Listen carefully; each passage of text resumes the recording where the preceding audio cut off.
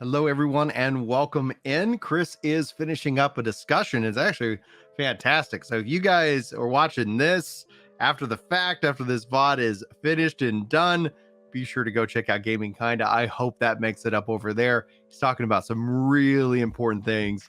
Really interesting. Now, I would and could have that audio on, but it wouldn't be going and broadcasting out to you guys. So if you're ever interested in Chris's hot takes and reactions, discussions, the way he views it and why he views things the way he does, be sure to go follow Work to Game over on Twitch, which is linked in the descriptions and all those amazing things. Also, thanks guys for the pre-likes. This has a 2 pre-like video, and so thank you guys so much for that. We're going to be waiting until Chris is able to fully jump in here for the conversation, and I'm going to hopefully keep you guys entertained.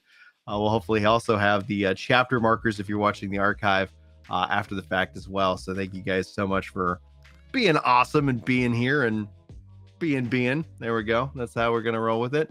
So anyway, if you guys have not been keeping up, to kind of give you a rundown of today's show, it's interesting because over the course of this last week, I've been seeing a lot, and I mean a lot, of Final Fantasy 14 salt in my feed. Now, this is coming from various different content creators. This is coming from Twitter.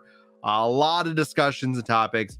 I have retired for Final Fantasy 14, which was an interesting thing because some of the things that are now being talked about are the complaints and the critiques and the issues that I was bringing up.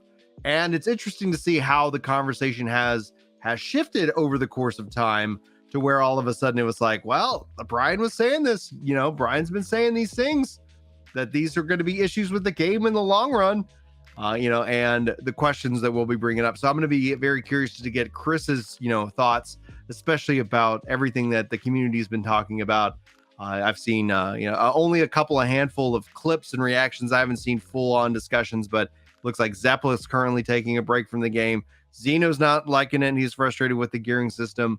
And then also there's been questions that people have been asking about Blue Mage. So I'd like to get Chris's opinions and thoughts on all of that. If you guys are new around here, that like, sub, share, comment, those are great ways of helping out the content itself.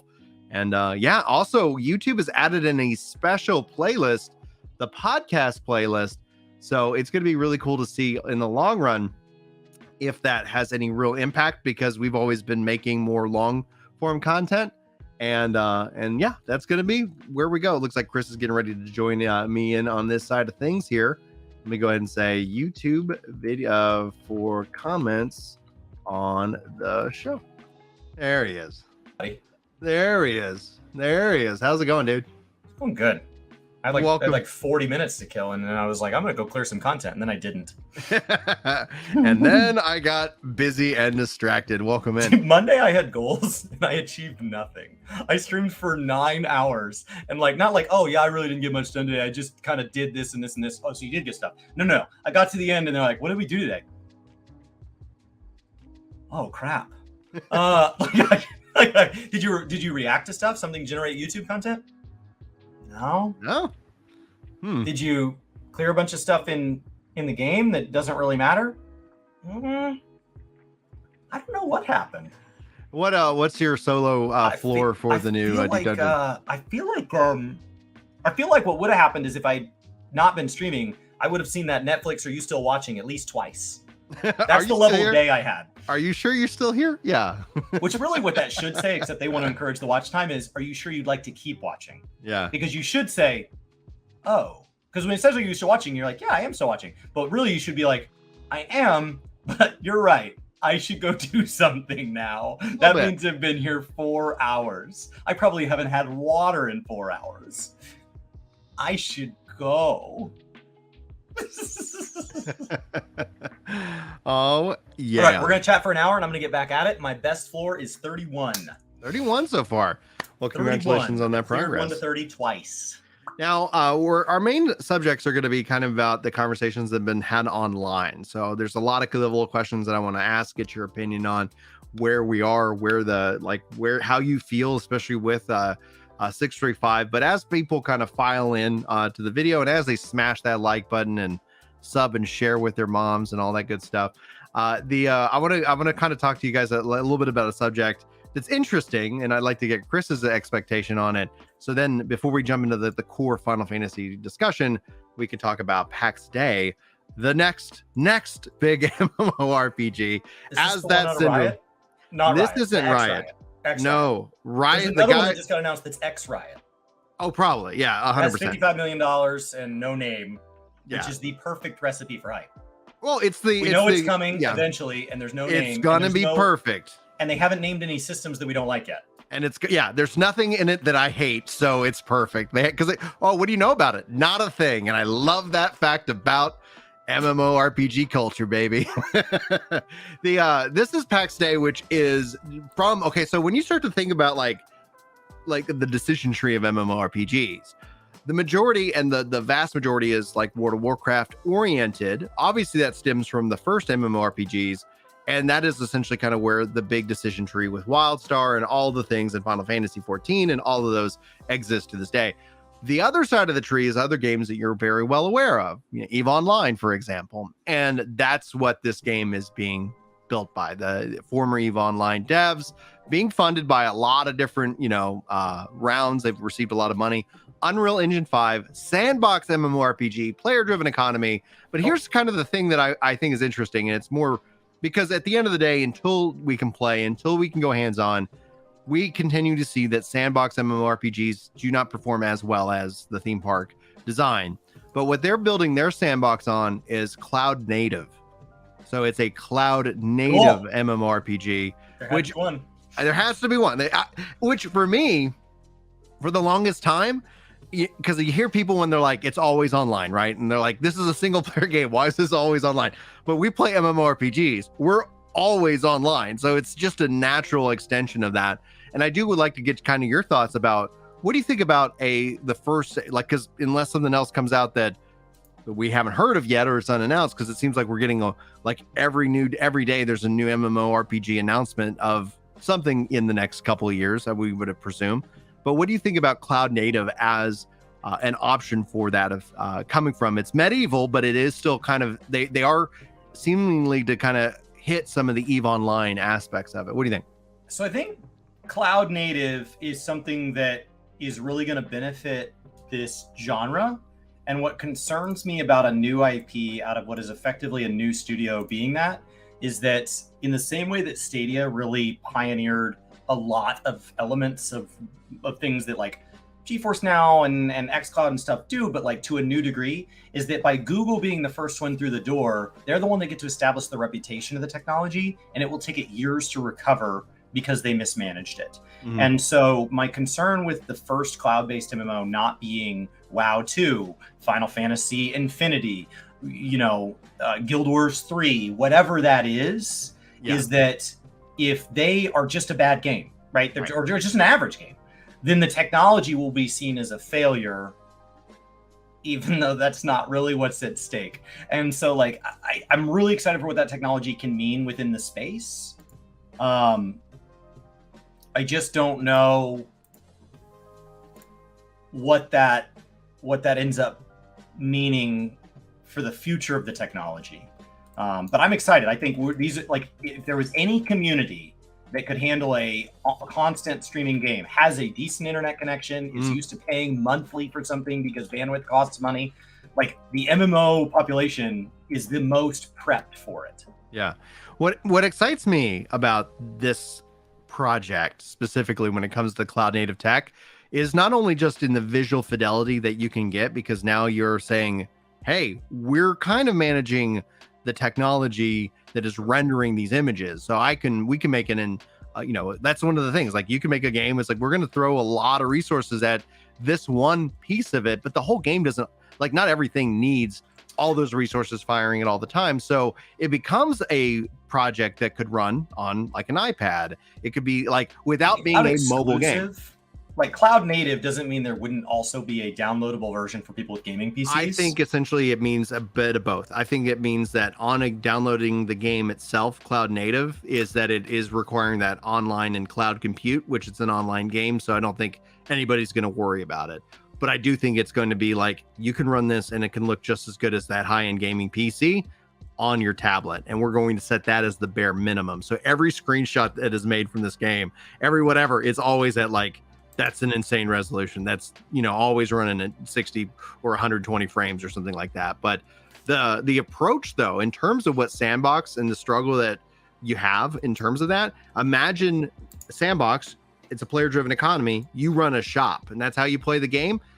You just log into your shop, manage it from your iPad. Like, it gives you a lot of ability to have a ton of touch points, as opposed to like, I got to run home and I got to sit in the login queue. And if I don't, I'm going to miss out on these opportunities. And some of the modern frustrations that the MMOs have grown and frustrated with. Started trying to cross that line, right? Destiny, Inventory Manager, WoW has allowed you to manage their kind of send your little guys out for currency to get you stuff. You know, 14 has its own version of the app. Like that. This line is not like totally a barrier that's never been broken. Yeah. It's just a dam that has a couple of little relief valves for people that have been begging for this. But ultimately, that's all they are. So anybody that's like, cool, could we just remove the dam now? No, not yet. And not so, like, today. I think that's the line I'd love to see them cross. I'd also like to see the first people through the door be cloud designed, cloud thoughtful, but still have the optional base experience. And I don't mean to like Diablo Immortal, like, will this also run on computers? But I think the first one through the door, it would be nice. Don't you have PCs? If there's issues with it or something like that, it's like, well, I did spend a lot of money on my gaming PC. I am an MMO player, and you know, maybe my bandwidth is good enough for an MMO, but not good enough to stream an MMO. In which case, my gaming PC that will really open you up geographically. I'm on fiber, and so like it might be for me. It's like, well, it's nice to take some cycles off my computer, but you know, you're not on fiber, and that's not because that's not. I don't have the option. I wanted fiber and you didn't want fiber. It's because I have the option and you don't. Fiber is cheaper. You do. I pay $125 a month. And every time, less than that. Right. Well, every time like AT&T or whatever, I walk into a store, they're like, hey, can we get you signed up on our fiber plan? I go, yes. Do you support my address? And they look us up and they're like, no, I'm sorry. And I was like, yeah, you're sitting here trying to get me on your fiber for 40, 50, 60, like for what I have, better than what I have for half the price. Yes. Who do I have to like? What do I have to do? You're amortizing the cost. You're not amortizing the bandwidth, and so like the cost of laying cable is the expensive part. And so it is what it is. My brother and sister-in-law's neighborhood, which is roughly like a mile or two from me, their signs going up now. Sign up for fiber now. It's coming in. You know, it's coming in May or something. I'm like, I don't see those signs in my neighborhood. They're in a different spot than you. They're a much newer neighborhood, and they're along a highway that's getting massive updates and already has infrastructure. So, like, if the lines aren't already down, it's easy to put them down as opposed to. And so, like, that's the hard thing is it's not just like, does an ISP want to or not want to? These things are partnerships between ISPs and governments. And so, like, it's a big, complex issue, and it's a lot of money. Yeah. Oh, yeah. And that's where I'm just waiting because, you know, it's hopefully coming today. But regardless, like, thankfully, like, I agree. I think that, but what I read into that cloud native is that, yes, they're going to be able to stream this game. It could run in a browser, right? Like, that's when you start to think about like running a 4K, like, boom, you got internet, you can play in the browser. It's now available anywhere. I was talking to other people about console support. Like, they could be like, hey, we can enable this on console. It's the same client. Yoshi P has talked about this with 14. Like, every version, like, there's so many versions they have to manage and and test because of how that is structured up. Imagine being able to kind of say, yeah, it's just the one version, and then it just kind of extrapolates from there. But then, yes, having the ability to, I'm going to run this locally, cloud, you know, but then it will require that cloud compute aspect. So, like, your armory chest or your bank might be more cloud-based as opposed to 14 and WoW and all these games have created a very hard line between what's the client version and what's the server version. But if you've designed it so that there is meant to be a cloud client and a cloud server that we're both reaching out to, then when somebody says, hey, I want to download a native client, they're like, okay, the goal of that person must be to get the highest fidelity experience for the least bandwidth. How many features do we have to make downloadable to make that happen? And the answer may not be all of it. So they're like even non-cloud, like it encourages a lot of really neat technology. So as far as an MMO goes, great. I don't care if it has a name. Like, I don't know what the combat system is. I don't know what their content release schedule is. Is it more story based? Like, it is what it, like these games, I just don't get that excited about nothing. But there's other interesting stories to technology. discuss. The cloud technology is one. The other side, the other side of the coin here is almost in a way of like this could unite a console war in chat right now, because when we talk about Sony's PlayStation plan to have 10 games as a service games within their lexicon, within their wheelhouse, is a big part of them buying the Destiny and Bungie in this regards. But Microsoft's a huge backer, or as a rumored huge backer for Pax Day. Namely, when you start to think about it, they have that Azure backbone, and whether that's them actually dropping in funding or saying like, "Hey, listen, let's run this on Azure," just like with Amazon and New World. Like, yeah, we run into this on AWS. People think as much as whatever people want to think about New World, like it is the biggest ad bulletin for game developers that you could imagine. Like, hey guys, here we go. Let's put these games, in this environment and be able to continue to sell, other resources throughout their process. And so if Microsoft's backing this, I'm just like, it just kind of starts to build out. Like you start looking at Amazon, Microsoft, and Sony, how we're seeing a bigger shift into this service oriented model and service driven model. And it's just, I think we'll be able to look back at a couple years and it's going to be very clear, like what avenue, what service bases, people are kind of, driving into. Monetize it? Does a cloud version cost anything? Right. And should a native and a cloud version cost different? Should there be different costs there, or should you just average out what you're expected to, divide it? I think that the model that I could see happening and being a success is that all of a sudden that cost is amortized into Game Pass or PlayStation Now or Amazon Prime, Gaming Prime, like where you're not subbing to one MMO, you're subbing to a whole service, and then the content in of itself, they have the microtransactions and stores, but they have not commented on monetization yet, and nor would they. However, that does give a lot of YouTubers a lot of round to be able to do that, and that's where announcing a game that's not ready to release, I don't think is a winning strategy 9 times out of 10. I even saw a lot of like content creators that make movies and games. Like they were like, we announce our game, everybody's excited. And then, 2 years later, like you come out and even before the game's out, everybody's just saying how dog shit it is, And so you're like, come on, and it's like, if you're not ready to start raising community support. So either pre-order funding or, help building up enough hype to get a significant beta test or something like that. Like, what are you getting? Like, what are you getting? And so, somebody like Bellular, it may not be directly game related. It might be, hey, I'm willing to support this guy on Patreon because in addition to the content that I watch, they're also making a game. So like, what are you getting? And so he announced his game way in advance, but he also got something. So, because it's an enormous amount of risk. So like my only question is, what do you gain? What are these games that don't have a name? They don't have pre-orders. They don't have what are they gaining? As opposed to like Ashes of Creation, they've had betas and stuff like that. So that starts to be like, okay, well you need people on board to have betas. And so you can't just be like, hey, will anybody come beta test my game? And people are like, what game? What game? You have to build up enough hype to get back whatever it is you need from the community, either feedback or money or whatever it is you need. But beyond that, it just looks like risk for nothing. I always wonder also, there's a part of that that's actually tied into funding. Like, okay, you've gotten so much funding. If you want to hit that next round, we want to see wish listing on Steam. We want to see these milestones if we're going to commit to the next phase of the project, right? And I think that's probably, same thing with like, crowdfunding and source funding. Like a lot of those end up being like varying different milestones. So that way you don't end up spending $100 million. You're like, well, we spent 25 and it just wasn't coming together. Nobody was interested in it. So we didn't spend the other 75, but it's like, okay, we've had these milestones. We've generated this interest. Next round of funding, then the next checks are released to cash so y'all can continue on. So I think that that's absolutely a part of the game, especially when it comes to these games, that these are these size games.